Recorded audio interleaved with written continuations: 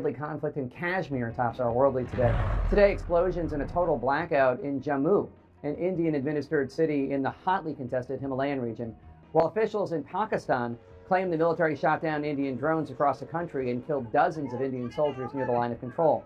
This afternoon, Vice President Vance weighed in. Take a listen. India has its gripes with Pakistan.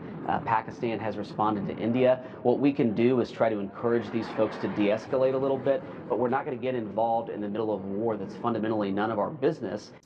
We're going to cover this now from India and from Pakistan. CNN's Nick Robertson is in Islamabad, Pakistan. CNN's Matthew Chance is in New Delhi. Nick, you visited the line of control recently. You hiked into Kashmir. What is the situation on the ground right now?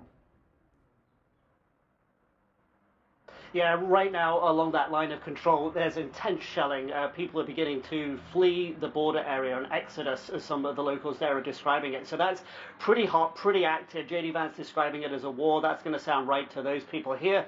In the rest of Pakistan, 29 drones over the past 24 hours came over from India. They went to Karachi in the south.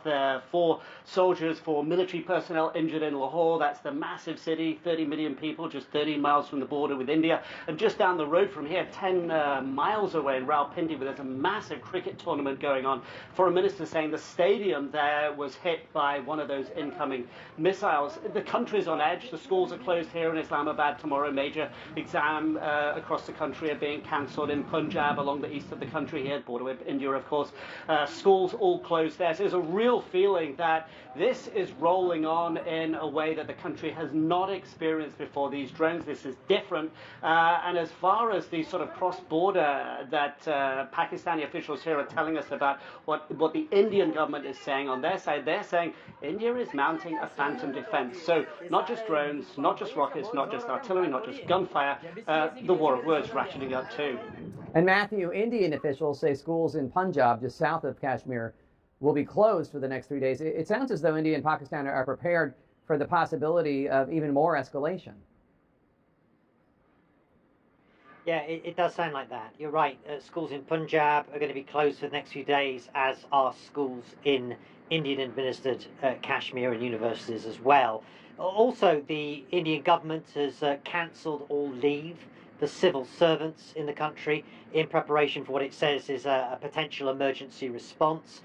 And so that all gives that impression that the country is sort of bracing itself for further escalation within the past couple of hours. You mentioned it already, but you know, we were hearing these reports. We can't go there ourselves, unlike Nick over there in Pakistan. But we're hearing reports that the city of Jammu, which is one of the main cities in Indian-administered Kashmir, has been plunged into darkness. There have been explosions in the skies over the city. It's not quite clear what exactly has been going on, but there have been repeated drone strikes and aerial strikes against locations inside India, at least reported by the Indian authorities. India has since then accused Pakistan of striking 2 military bases in Indian-administered Kashmir and 1 in that neighbouring state of Punjab as well. And so, yeah, you're right. Look, tensions incredibly high on both sides of the border, Jake. Back with more in our world lead and the conflict between India and Pakistan. And joining us now, Pakistan's ambassador to the U.S., Rizwan Saeed Sheikh. Mr. Ambassador, thank you so much for being here. We appreciate it.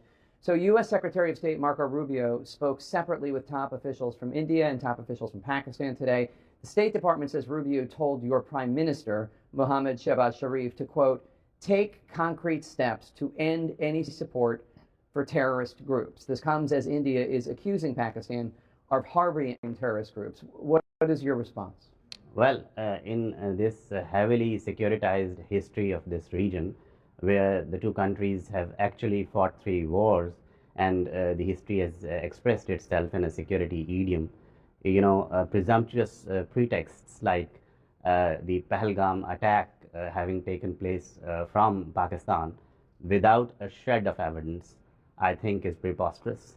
And nobody in this situation, in this region, which has a nuclear capability, wants to set a template of going for attacks, aggression, provocative aggression that has been taking place over past 48 hours, actually more, started by India, escalated by India. It's the 3rd night Pakistan has exercised its right to self-defense, but basically this is not the kind of simplified version of the security situation in the region that I think the world wants to see. So whatever has to be said has to be supported by evidence, and Pakistan at the leadership level has certainly offered to conduct impartial inquiry, independent inquiry, neutral inquiry, and we would be participating in it. So Pakistan has called for this investigation, as you note. There's this little-known militant group or terrorist group called the Resistance Front. It's linked to Islamist extremists, Lashkar-e-Taiba, and this group claimed responsibility for the attack on social media, though local reports also say they walked it back. Do you know which group was responsible for the terrorist attack? They killed 26 tourists on April 22nd in the Indian-controlled part of Kashmir. Well, the 26 tourists killed in the Indian illegally occupied part of Jammu and Kashmir were basically an attack that took place 230 kilometers plus from the line of control. So we are asking for inquiry because we want to know. Why would we know? Had we known, why would we ask for inquiry?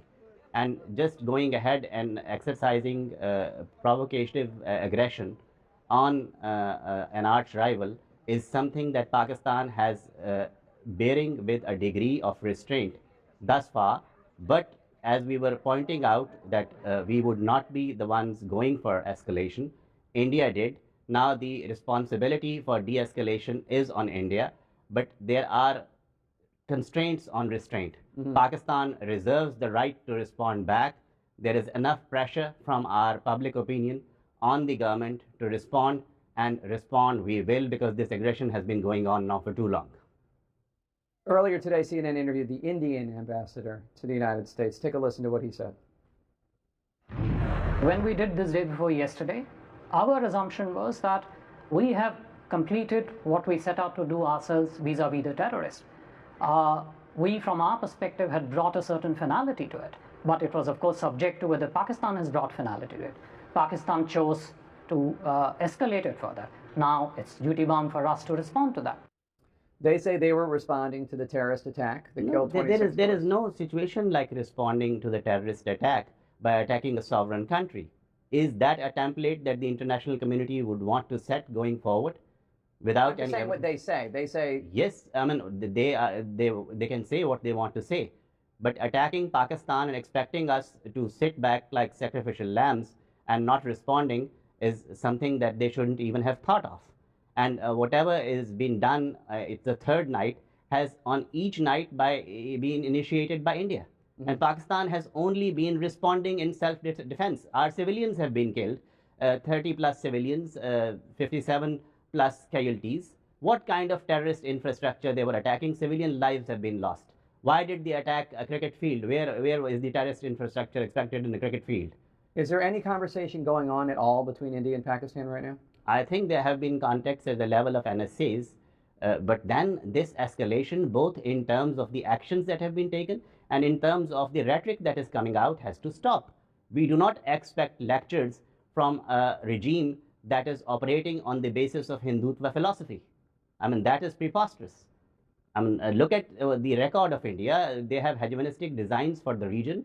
Whatever they have been doing in Sri Lanka, in Nepal, why is that this is the only country which has problem with every other country in the region? Marco Rubio, the Secretary of State, says that Pakistan needs to, quote, take concrete steps to end any support for terrorist groups. You don't think you need to? Well, what terrorist groups? Pakistan followed the FATF requirements. All those structures that were there have been dismantled with a degree of finality. Otherwise, we wouldn't have gotten out of the grey list under the FATF arrangement. So what, I mean, without evidence, how can just you finger point and then start an aggression in a nuclear neighborhood? How responsible is that? I mean, and what kind of precedent we are setting in this kind of a neighborhood situation? Pakistan's ambassador to the United States, Rizwan Saeed Sheikh, we appreciate you coming here and taking our questions. Thank you so much, sir. Thank you.